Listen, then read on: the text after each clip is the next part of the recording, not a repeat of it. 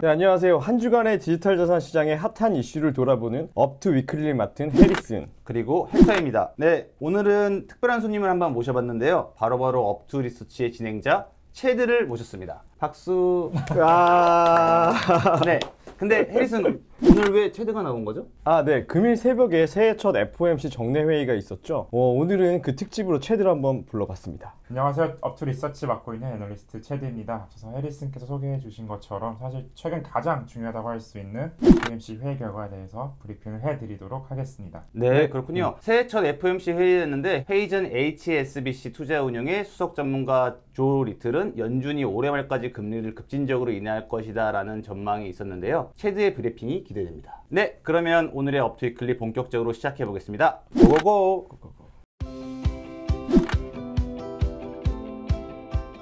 금주의 핫해 이야기는 뭐였나요? 재밌는 가십 좀 소개해 주세요, 해리슨. 네, 며칠 전에 코인텔레그래프에 흥미로운 기사가 있었는데요. 1월 31일 테슬라가 미국 증권거래위원회인 SEC에 제출한 재무보고서에 따르면 2022년 비트코인에 대한 총 2억 400만 달러의 손실을 기록했다고 합니다. 네. 근데 비트코인을 얼마 전에 매각하기도 하지 않았나요, 체드? 네, 비트코인을 위시한 디지털 자산은요, 미국 회계 규정상 무형자산으로 분류가 됩니다. 매입이나 매도를 할 때는 신고를 해야 되고요. 테슬라 같은 경우는 작년 말 12월 31일 기준 비트코인 보유분 75%를 처분을 하기도 했는데요. 2021년 15억 달러, 하나로는 약 1조 8,500억 원어치 비트코인을 구매를 했습니다. 이후 연중 여러 시점에서 비트코인을 매도하면서 6,400만 달러 정도 이익을 기록했으니까요. 현실은 약 1,730억 정도가 되겠네요. 이제 보니 해리슨보다 뭔가 멋있는 것 같네요. 네, 추가적으로 지난번 전해드렸던 것 같은 최근 트위터에 암호화폐 결제 수단이 추가된다는 뉴스가 있어서 한번 살펴보는 것도 좋을 것 같습니다. 네, 그러면 본격적으로 시작해 보겠습니다. 시장 전반을 파악할 수 있는 지표부터 살펴보겠습니다. 두나무 디지털 자산 공포 탐욕 지수부터 한번 살펴볼 텐데요. 금주의 공포 탐욕 지수는 64.89포인트를 기록하면서 탐욕 상태를 기록했습니다. 아무래도 FOMC 회의의 영향일까요? 네, 그렇기도 하고 새해 초부터 상승세였던 비트코인에 대해 이익 실현의 움직임도 있는 것으로 보입니다. 특히 발키리 비트코인 채굴자 펀드 같은 경우에는 올해 들어 100% 이상의 수익률을 기록했다고 합니다. 와, 100%요? 아니, 펀드 상품이 100%의 수익률을 기록하는 게 어떤 의미인가요? 체드는 증권사 애널리스트 출신이시니까 잘 아실 것 같은데. 네, 사실 우리가 흔히 아는 이 주식, 채권 펀드들은 2-3년 동안 투자를 하다 보면 100% 수익률 이런 게 있기는 합니다. 근데 한 달 만에 100%는 정말 말이 안 되는 숫자인 것 같아요. 네, 그렇군요. 얼마 전 체드가 찍었던 비트코인 채굴 난이도 사상 최대치에 관한 영상도 봤는데 FOMC 회의 이후 디지털 자산 시장에 어떤 변화가 있었을지 유심히 보면 좋을 것 같습니다. 특히 아케인 리서치에 따르면 디지털 자산 시장이 FOMC 발표 전후로 변동성이 크게 확대되고 있는 것으로 나타나서 주의를 요한다는 의견을 발표하기도 했더라고요. 그럼 금주의 UBCI도 한번 살펴볼까요? 네, 금주 UBMI를 살펴보면 지난주 대비 59.14포인트가 상승하는 모습을 보이고 있습니다. 아무래도 FOMC 회의 결과가 비둘기파적인 스탠스를 취한 영향이 크다고 볼 수 있겠습니다. 네, 그러면 본격적으로 오늘의 이슈를 한번 체드가 소개해 봐 주실까요? 제가 아니고요? 네.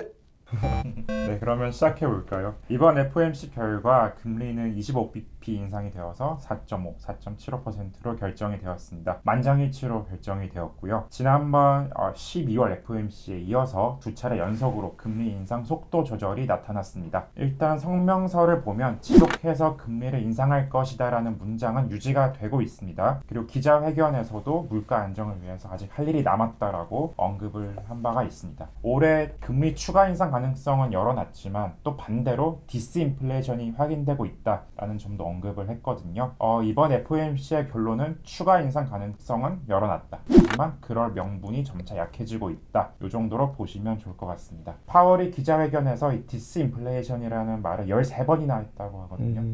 네, 추가적으로 미국 국채금리 10년물 같은 경우에는 연 3.8%에서 연 3.2%로 하락을 했는데요. 시장은 미 연준의 금리 상승 압력이 높지 않을 거다 이렇게 보고 있는 것 같습니다. 차트를 하나 가지고 와봤습니다. M2 달러 통화 공급량 추이인데요. 60년 만에 가장 큰 폭으로 통화 공급량이 축소가 되고 있다는 것을 확인하실 수가 있는데요. 오늘 FOMC 이후 이러한 통화 공급의 급격한 감소는 좀 끝나지 않을까. 통화 공급량이 어느 정도로 받쳐준다면 분들이 디지털 자산 시장으로도 유입이 되면서 시장 터닝 포인트로 작용하지 않을까 이렇게 생각을 하는데, 이 영향으로 오늘 비트코인 가격도 24K를 돌파를 했습니다. 또 하나 표를 함께 보시겠습니다. 앞으로 금리가 어떻게 될지 확률적으로 나타나는 표인데요. 이거를 바탕으로 앞으로 금리 방향을 좀 살펴보면, 일단 시장에서는 3월 FOMC에서 25bp 한 차례 추가 인상을 예상을 하고 있습니다. 여기서부터 금리 인상의 방향성이 바뀔 것이다 라고 보여지거든요. 이후에 이어지는 FOMC에서는 금리 동결, 그리고 연말 11월 혹은 12월 FOMC에서 금리 인하도 기대해 볼 수 있지 않을까 이렇게 보여집니다. 오, 좋은 브리핑 감사합니다. 추가적으로 아크 인베스트의 캐시우드도 여세를 몰아 비트코인에 대한 긍정적인 전망을 내놓았다죠? 네, 정확히 말씀드리면 비트코인은 머지않아 50만 달러, 하나 약 6억 원을 기록할 것이다 라고 발언을 했는데요. 연초 비트코인의 상승은 추후 비트코인이 머무를 가격에 비해 아주 작은 상승에 불과하다며 긍정적인 전망을 내놓았습니다. 특히 FTX 사태에 대해서도 한 번 더 언급했는데요. FTX의 붕괴는 비트코인과 이더리움에 큰 문제가 되지 않는다고 언급하며